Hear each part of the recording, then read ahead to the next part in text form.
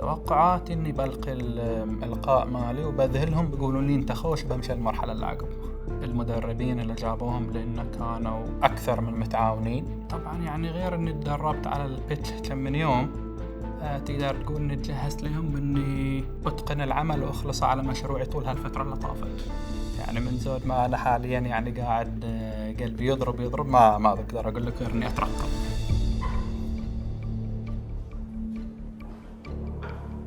السلام عليكم، اسمي علي البصري، مؤسس شركة يورنتس. تعطينا بس نبذة عن نفسك وش اللي خلاك تدخل في هذا المجال؟ تخرجت من الثانوي سنة 2012، سافرت من بعدها إلى ألمانيا أدرس علم نفس. كنت أشتغل ذيك الفترة بعد كباحث مساعد هناك. راح تكون عندك دقيقتين تعرض الفكرة، تفضل. إنزين، فبدي عندي لكم سؤال. لو قلت لكم اعطوني اسم محل يبيع حلاوة في البحرين عنده سوس مو عند أي محل ثاني في البلد، تقدرون تعطوني اسم؟ في الغالب لا. قبل اليوم كان صعب على مشاريع الحلويات أن يتميزون بنكهة فريدة مميزة خاصة فيهم ما حد يقدر يقلدهم فيها. أنا أقول قبل اليوم لأن من قبل أنا ما كنت موجود، اليوم إحنا موجودين. شركة يورنتس شركة متخصصة في صناعة السوسات بالطعم اللي الشركات يحبونه، بالمعايير اللي يطلبونها، بالكمية اللي يحتاجونها، بالقوام اللي يناسبهم في البحرين. طبعاً إحنا خدماتنا ما تقتصر فقط على البيع بالجملة، إحنا كذلك نقدم خدمة التعبئة أو الوايت ليبلينج إلى أي فرد أو شركة يطلبون منا هذه الخدمة، إضافة إلى منتجاتنا الخاصة المطروحة في السوق. إحنا طبعاً مثل ما خبركم مبتدين من شهر 3، فمبيعاتنا إلى اليوم هي مجرد 650 دينار. شوي أنا أدري، لكن إحنا كنا في هذه الفترة نقيس حاجة السوق، وفي حاجة ملحة في السوق إلى أن نعطي مجال إلى الإبداع. أنا جيت حق بيبان وعندي حاجتين أحتاجهم منهم، أحتاج مساعدة في التسويق وأحتاج مساعدة في افتتاح مصنع. المصنع بمكنني من شغلتين مهمتين، إني أنتشر على مستوى مو فقط البحرين لكن الخليج كله خدماتي المصنعية، وإني أخفض تكاليفي حق أقدر أنافس بالسعر العلامات التجارية العالمية المستوردة اللي موجودة في البلد. طبعاً قبل لا أفتح مصنع، إيش رأيكم أفتح شهيتكم المنتج مالنا تجربونه؟ شكراً جزيلاً. تعطينا فكرة شنو اللي أمامنا؟ اللي قدامكم أكثر منتجين مبيعاً عندنا كريمة البندق والبندق بالشوكولات. البندق بالشوكولات هو منتج أنا ما أحب أقول شبيه بالنوتيلا، أنا بقول أحلى من النوتيلا، بس الذوق عند اللي ياكل. وكريمة البندق هي كريمة فكرتها إن احنا نطلع الطعم الخاص بالبندق. مين ابتكر البراند؟ أنا. اوكي، فيري نايس، فيري كاتشي. اللي خلاك تبتكر تروح حق هالمشروع ذي؟ المشروع اللي قبل اللي كنت أشتغل فيه كان اسمه هوم ميد، وكان متخصص في خدمة المشاريع المنزلية وعربات الأكل والكوفي شوبات. خلال شغلنا إياهم تعرفنا على واجب من المشاكل اللي يواجهونها، وبالتحديد في تأمين المؤن اللي يحتاجونها حق يطبخون. الأسعار كانت غالية، القوام قد ما يكون مناسب إليهم، ما في شيء مميز مثل الأشياء اللي ذكرتها من قبل. ولأن أنا يعني مثل ما خبرتكم أنا حبيت مجال الطبخ بالذات الحلويات، فأنا قررت أحل هذه المشكلة. إحنا عندنا مجتمع مستعد إنه يبدع، بس يحتاج الآلية المناسبة إنه يبدع بها. صح. ومبيعاتك قد ايه لها حديث هلا؟ كامل 650 دينار تقريبا. أوكي. من شهر 3 إلى اليوم. وكيف بعد شو الشانلز للبيع؟ حاليا احنا نبيع منتجاتنا الخاصة عند الحاضنات، وكذلك نبيع إلى كوفي شوب. عندنا كوفي شوب واحد نتعامل إياه نسوي له النكهات الخاصة فيه. الكوفي شوب وايت ليبل؟ لا، الكوفي شوب مو وايت ليبل، بس عندنا كذلك زبون آخر طالب منا وايت ليبل نسوي إليه كذلك. انت عندك براند صح، وعندك ادد فاليو، ليش عم تعمل وايت ليبل؟ عشان استخدم الكاباسيتي من المصنعيه مالتي اللي انا بنفسي ما اقدر استخدمها. مبيعاتي ما تغطي كل البرودكشن كاباسيتي مالي، فانا ابي استغل المكاين المالي لاكبر مقدار. زين، واحنا دائما يعني نستهدف اذا نسوي لاحد وايت ليبلنج ان ما نعرض منتج منافس في النكهه الى شيء احنا اوريدي نبيعه. خبرنا شوي عن الكباسيتي تبعتك المصنع. انا اليوم اقدر انتج 225 كيلو في الشهر الواحد.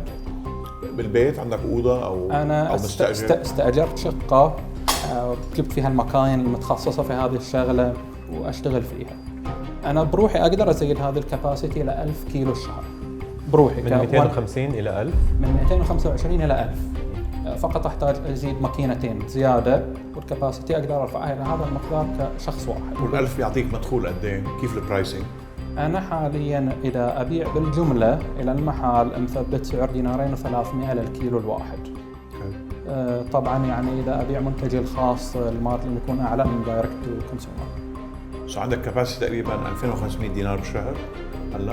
اقدر اسوي. انا حاليا كباسيتي مالي 460 دينار الشهر فقط، بس لحد الحين ما عندي التسويق الكافي اللي يسوي ان انا ارفع الكباسيتي. فمين اكبر مستهلك للمنتج تبعك الان؟ محل الحلويات بشكل عام، يعني محل الحلويات، الكوفي شوبس والكوكي شوبس، بانكيكس، وافلز، كريبس، كوكيز، اي احد يتعامل لي هذه المنتجات يبيعهم كاستمر عندي. وهذول صار لهم يتعاملون معك الان 3 شهور؟ عندي مشروع واحد يتعامل وياي من شهرين وواحد يتعامل وياي من شهر. الاستثمار من بيبان كيف رح تستعمله؟ وبركي بتقلنا شوي على البرودكتس الجديد او الفليفرز الجديد اللي بدك تعملهم. احنا حاليا عندنا كذلك فليفر جديد اللي هي بينات شوكليت.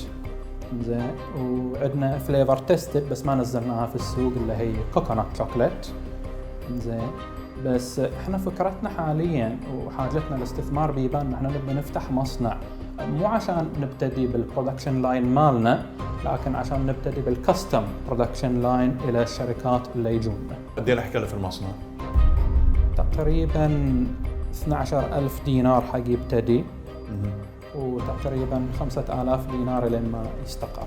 فكم يوفر اللي يشتري من عندك في منتج شبيه مثل هذا؟ انا حاليا وبالكباسيتي الصغير اللي انا قاعد اصنع فيه اقدر اضرب فقط سعر السوق او اخفض 300 فلس في الكيلو كحد اقصى كمتوسط هذا اليوم.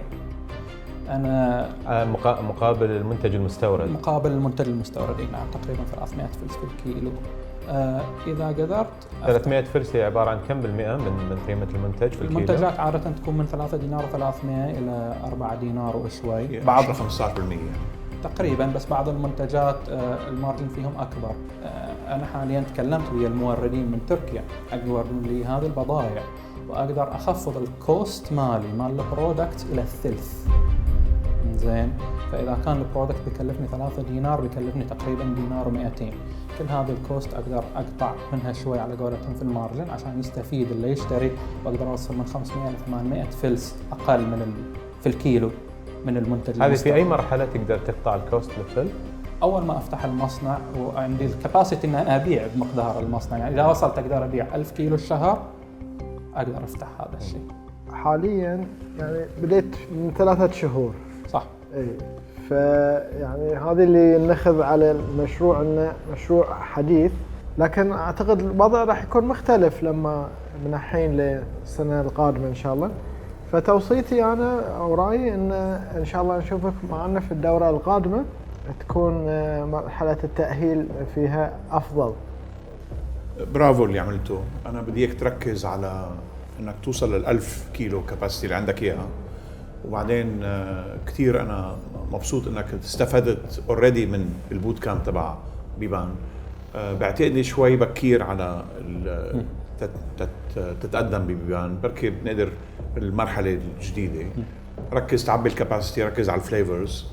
عندك منتج وعندك شيء يميزك، يمكن نبي نتاكد ان الناس اللي اشتروا منك في اول 3 شهور فعلا راح يدمنون على هذا المنتج وراح يعجبهم وراح يستمر الطلب عليه.